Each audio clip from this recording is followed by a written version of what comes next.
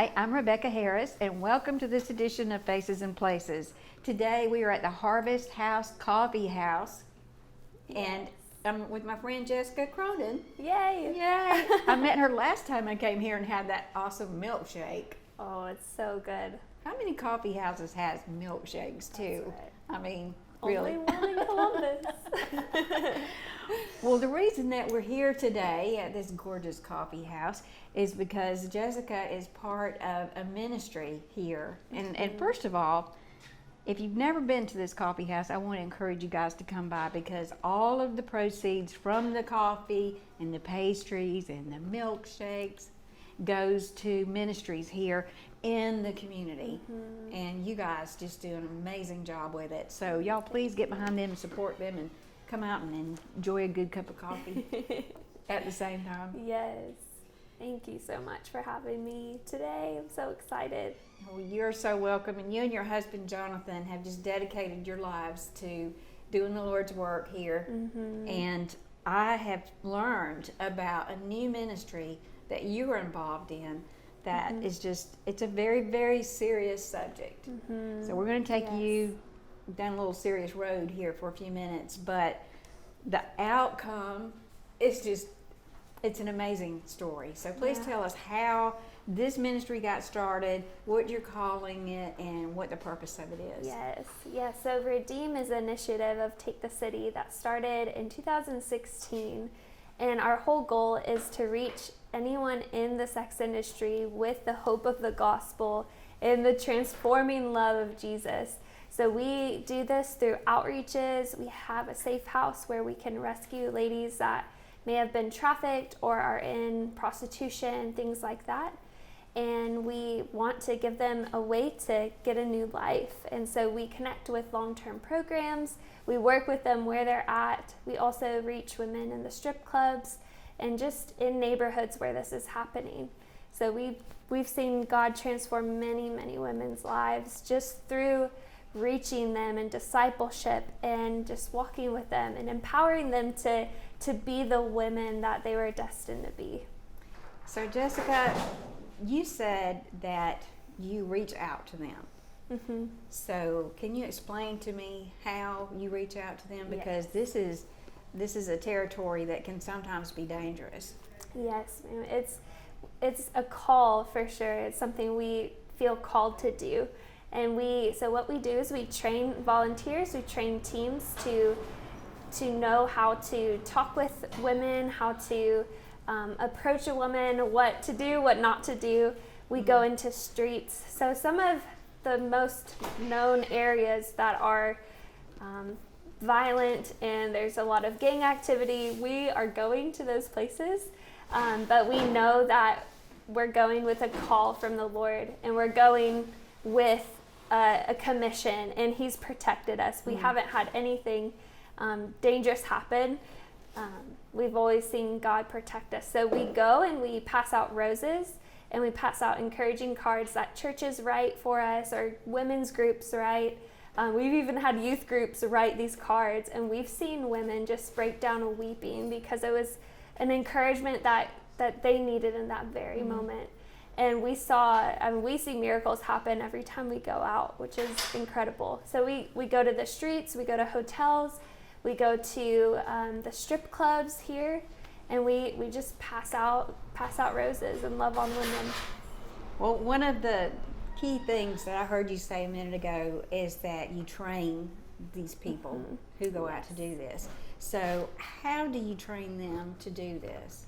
It's a great question. Yeah, so we'll come together on a Friday night and we just train them on things that we've seen are important. We've done training with Out of Darkness in Atlanta, and we've done training with Exodus Cry, so other organizations that have been doing this for a long time. So we've gone underneath their leadership and have kind of created a curriculum to train and empower people to know how to communicate with women and men in this industry. Well, have you had any support from local law enforcement with this? Yes, we have a lot of support from the local law enforcement, and we work with GBI agents and different agents in the field in case we are encountering women that are under the age of 18. We can give them some intel if there's information that could really help someone who's underage. So we work primarily with 18 and older, but because of those relationships, we are able to work together with law enforcement. Well, I'm very, very impressed with that, because if you've ever known a family that has a daughter that has come up missing and has gotten involved in trafficking, or has just chosen the wrong kinds of things to do with their life, it's heartbreaking. And so the fact that you guys are going in and just loving on them until they come to Jesus is just an amazing opportunity for them to change their lives that they wouldn't have if you didn't go out there and do that. Exactly. And we've just have had so many stories of women that they're out there, and we encounter them time after time.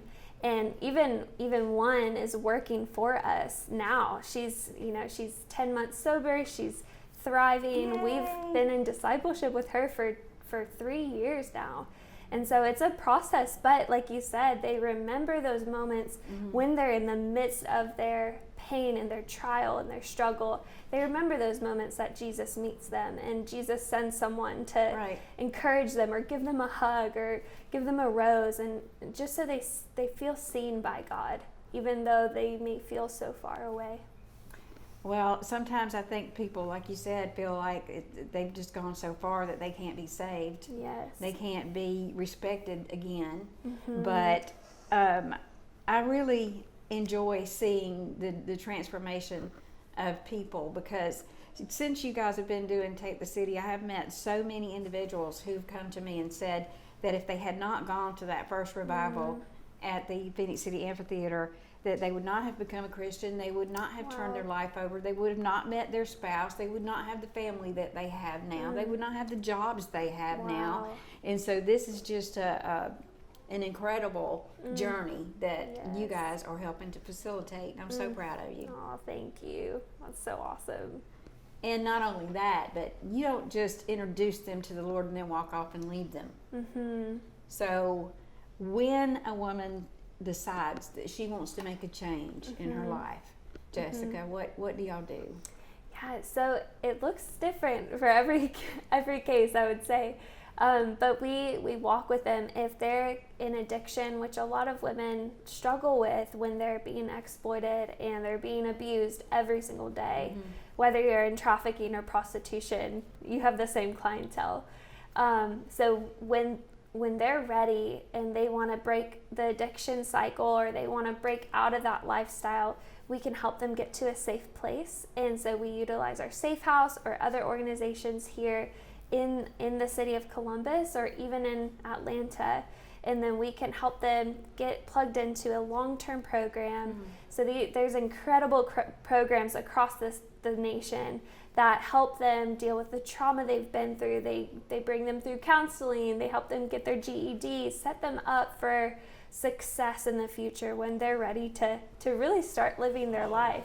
And so that's one thing we do. We also do kind of an outpatient track where we walk with them through discipleship. And so whether it looks like us going to the jails and talking with them and discipling them while they're in jail, or whether it's helping them get their first apartment, or different things. There's so many different scenarios, and every person needs something different. So we're very open to different ways of helping women, but we want to be family to them, because the mentality of a pimp is someone who will go many, many extents to build their trust with these women for a wrong reason, to be loyal to them, and then there's the hook.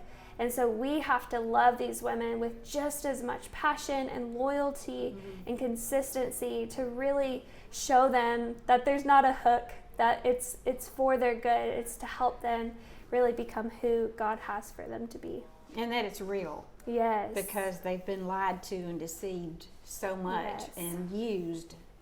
And, some of the women that I've talked to have said that it's very hard for them to believe a Christian is going to care anything about them, especially hard for them to believe that you would go into the strip clubs and you would go out there and find them. Yes. Because they're lost out there in that world. Yes. And that's the very heart of Jesus. It's, we think of the parable, he leaves the 99 for the one. Even on a day of rest, he will go and find that one sheep that fell into the river or wherever. He's going to go and celebrate and rejoice even more so that one came back. So that is amazing. That's our call to be the one to go after the one. So let's recap this. You guys go out and into their environment and you minister to them. Yes. And then you help them to leave that environment and you help them to find some stability by getting off drugs or finding a place to live or putting them into a circle of friends that can mentor them and help them. Yes, right? yes. And that's where we partner with churches and places like that. If there's someone who's ready for discipleship, then they can plug in with the churches that we're partnered with. Wow. And then after you've gotten them kind of settled in and they're feeling more secure and they're ready to go out into the world, what do they do for a job? It's a great question, and that's a great trial that many women face. Right, because they have not had any real job experience. Yes. They don't have anything to put on their resume. Exactly. They are just feeling like they can't do anything. So what happens in that circumstance? Do y'all provide training for them or what? Yeah, so there's many different things and different ways we do this is we either partner with organizations here in Columbus and that do job training like Goodwill and all these different organizations because we don't want to reinvent the wheel, but something that we felt like God led us to do is create a social enterprise called Beautifully Made. Oh, and wow. because we saw this as such a gap to the issue of women getting out and staying out. Many women have records, they have barriers that they can't leap over, which causes them to go back into the life of trafficking and prostitution. So Beautifully Made is, our mission is to employ women, to disciple them, and to train them to be the very best selves. And so we have these beautiful products. So we create all natural hand and body creams. So they have essential oils. They are amazing. I'm 8 months pregnant and I don't have a stretch mark on my tummy because I've been using this. It's incredible ingredients, just all natural. There's no harsh chemicals or anything like that. What is in it? So there's cocoa butter, almond oil, coconut oil, olive oil, cocoa butter, beeswax, and then essential oils. Wow. So they smell amazing. They're all natural. And then we also have the scrubs, so you can use them in the shower. They leave you very moisturized and feeling so fresh. Good. Yes, I love them. They're incredible, and every bit of the proceeds go towards employing women out of trafficking and out of the sex industry. And so that woman I mentioned earlier that is 10 months sober, who's working with us, she's working with Beautifully Made to make these products and to better her life, and she's doing phenomenal. She's already reaching many other women, and that's our goal, is to see women come out of this in a survivor-led movement that can reach other women. So who came up with the idea to do these products? Yeah, so so my husband Jonathan started Redeem in 2016, and so we had this idea, we saw that this was such an issue of that women will go to programs, they'll get out, they can't get a job. Right. And what are they going to do? Right. What they know what to do to survive, unfortunately. So he had this idea. We had lots of women on our team that were like, well, what about creating an all-natural and hand cream? That's something that hasn't been tapped into. And so often we, just as women, we want to smell good. We want to just use lotion, and we'll use whatever and not think about the harsh chemicals that may be in them.